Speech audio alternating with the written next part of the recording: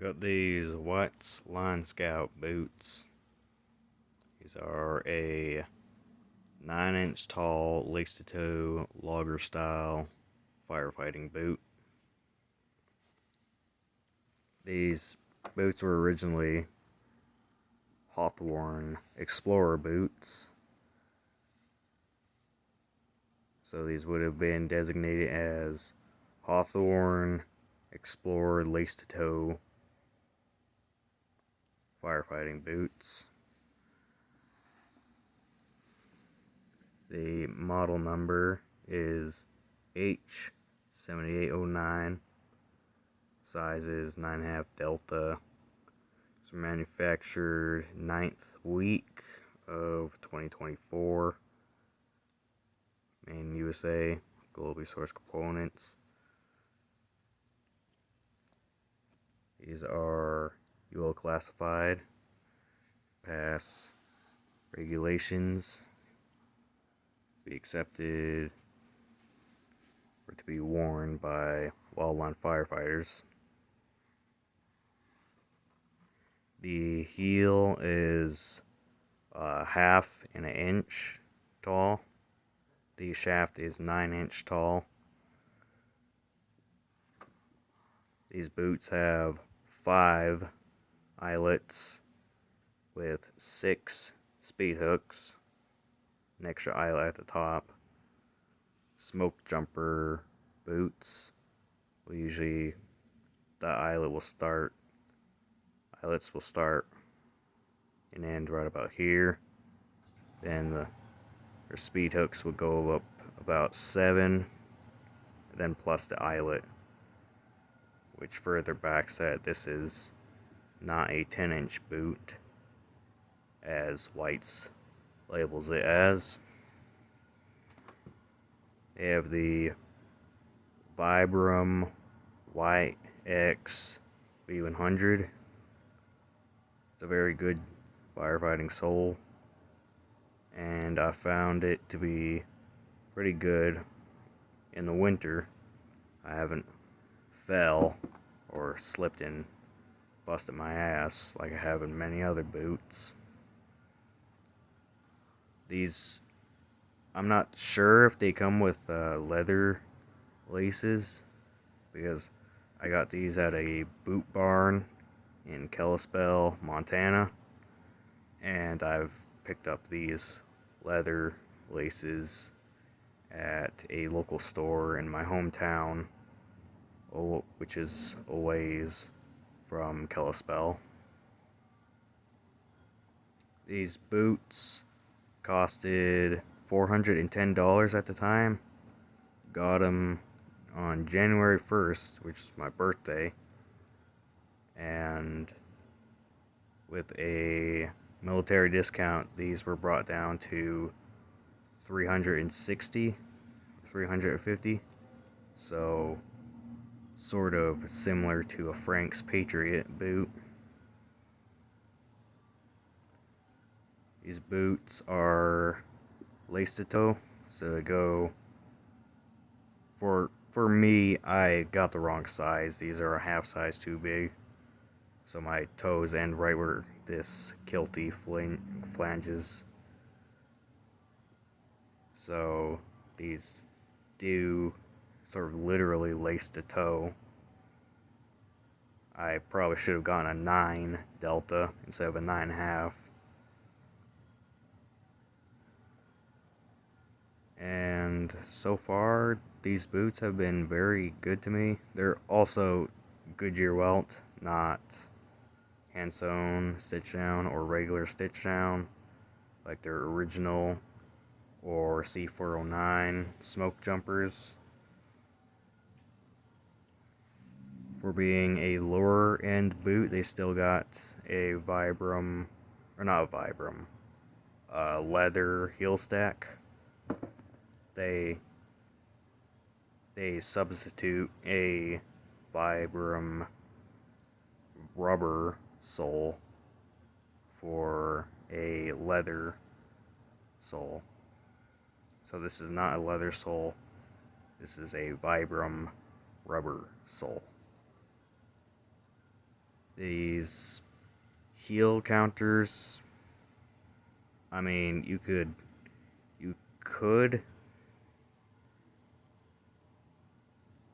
could squish them a little bit, but it's very stiff in here. I'm not sure if it's leather or fiberboard, as people claim. Many people claim that these boots have a fiberboard insole. They do not. I found that these boots have a leather insole, a leather footbed,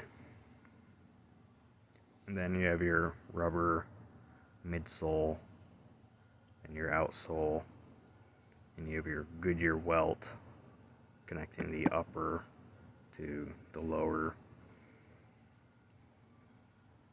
Break-in only took 2-3 weeks, mainly because I was breaking these boots in the winter, so I was constantly greasing these boots, and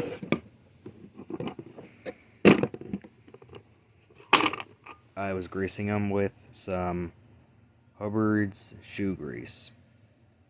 No open-offs or no snow seal or anything like that. Just raised the way my grandpa taught me.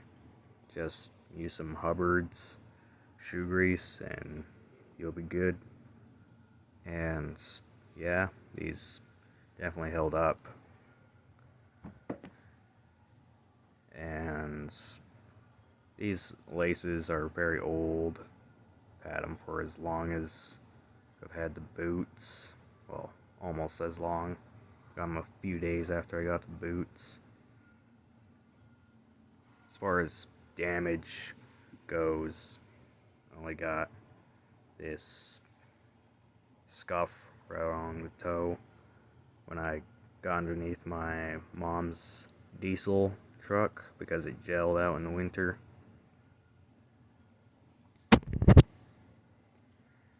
And let's see, starting to get some wear on the heel caps, but haven't gone too crazy. Yet.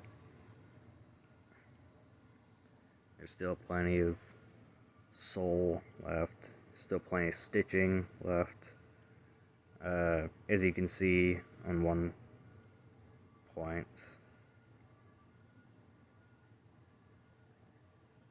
See on one point that stitching did bottom or did flatten out. That's just from me walking these boots. Overall, these boots have been very good to me. They've definitely lasted good. Granted, I'm filming this May 6th. I've gotten these in January 1st. So take my praise with just a very large or maybe a moderate handful of salt. But these have definitely treated me well. And I probably would definitely consider getting another pair of whites.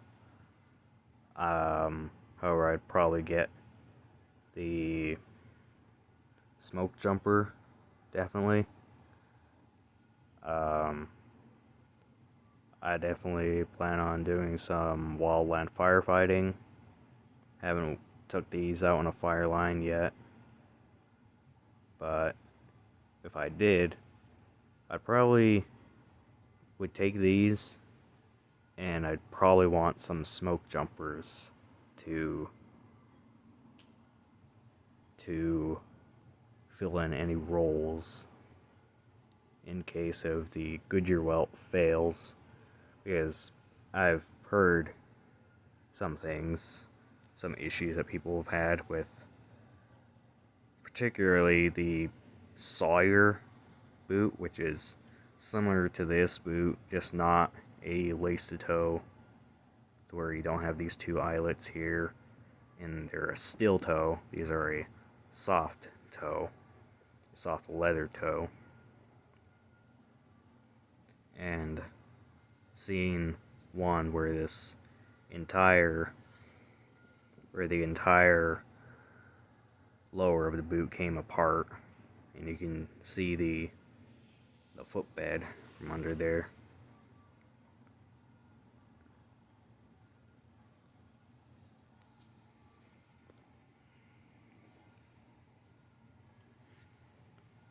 During the wintertime, I wore these boots daily, and I would only grease the boots on rather Fridays or Saturdays when I got out of school, and just let these boots dry and re-nourish in the grease until just about they're ready for getting back to school Monday. I've definitely found that these are by far the most comfortable boots I have, especially after breaking them in. And yeah.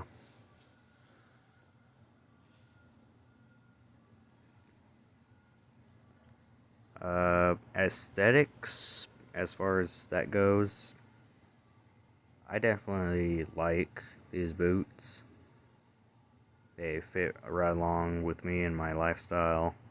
Living up in, I'm currently in North Dakota, but planning on moving back to where I originally came from, which is Montana, where I'll be up in the mountains most of the time, and these will definitely fit me just perfect as far as things go. If there's any finishing touches that I've had to make, it's definitely right along here, where it just had a long thread that went from here to here, and you can actually see that from here to here. And I just snipped it and then burned off the ends, and you can see it's kind of coming back out. I'll probably touch up on that again. I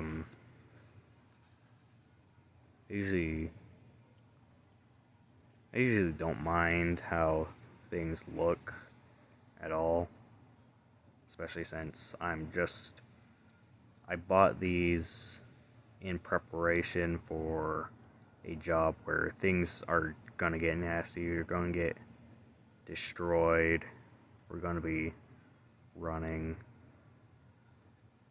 Something neat I found about these boots is they kind of have a little, let's say, cutout right here where you can see the stitching curves along, and actually you can see it better right here.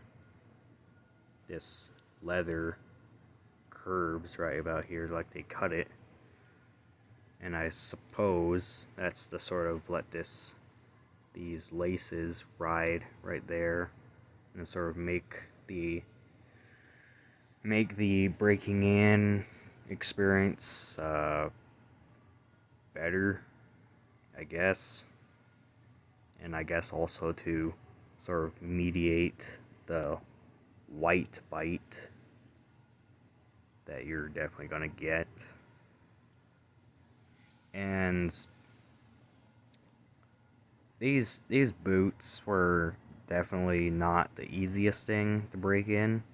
They're definitely the newest boot that I've ever gotten, and they're by far the most painful thing I've put on yet. And this right boot here, like day 3 when I was breaking in these boots, day 3, it's like my right foot felt staticky, like the whole, not just the foot, but also like my upper calf and thigh, not the thigh, but my upper calf. I felt it. And then when I got back to North Dakota, it's like all of a sudden I start feeling it again. Start feeling staticky from right about here all the way down. And it was probably was lacing the boots too tight, but yet again, with leather laces, they're supposed to give and supposed to stretch and all that.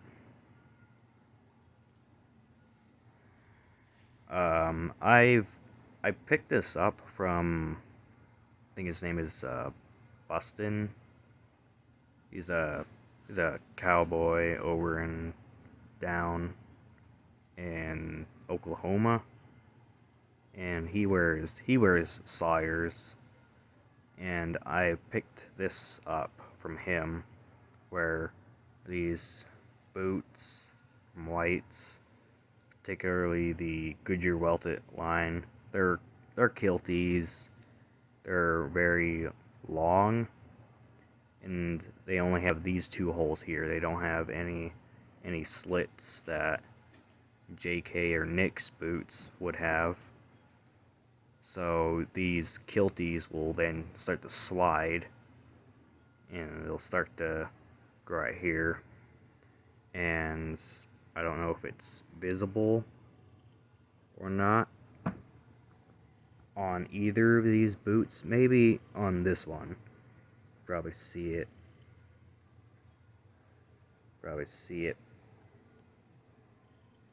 better. Probably see it better on this one. But definitely these kilties would, or false tongues, sorry, would definitely start to slide. And they start to look a little bit bad. And I know looks are subjective.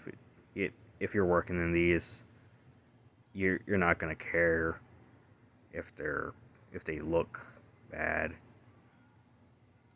You only care about looks if you're just looking for fashion, pretty much. However, I work in these. However, the kilties were starting to cause a little bit of discomfort from them starting to slide forward. So I picked up what Bustin was doing, where he stuck the I guess he put the ends through this way, and then I just thread up here, and then put your laces through this loop here that you've created. Then pretty much just lace it like a normal boot, how you would. And it's worked. I haven't had Kilty slip in a while.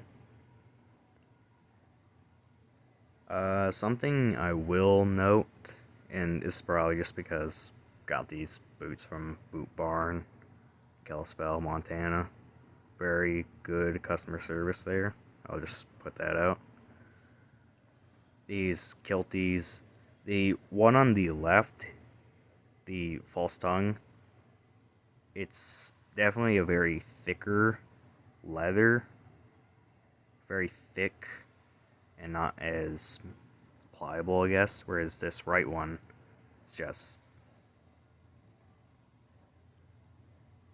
you can just move that for days and it'll flow along, and the Hubbard's definitely makes this feel softer, whereas this one, it's definitely thicker and it's definitely not as pliable, or as doesn't move as freely. You kind of have to muscle it,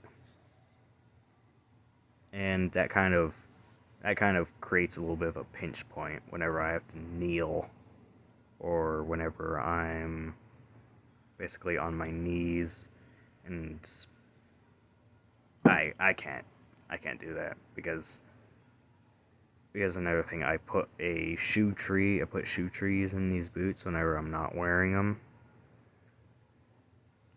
so that way the moisture stays down.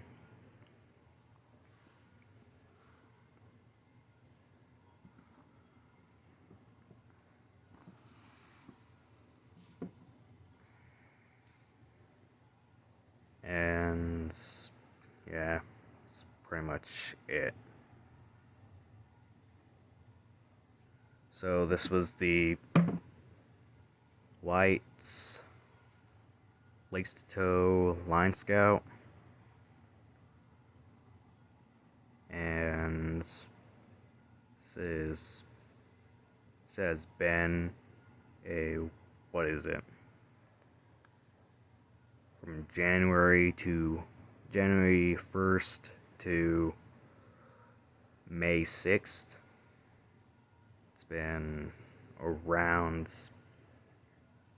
in total, around 120 days, somewhere around there, maybe even more, but definitely a good start. And I probably should have made a first impressions, but I just didn't have time around there, basically. But anyways, this has been my video. Goodbye.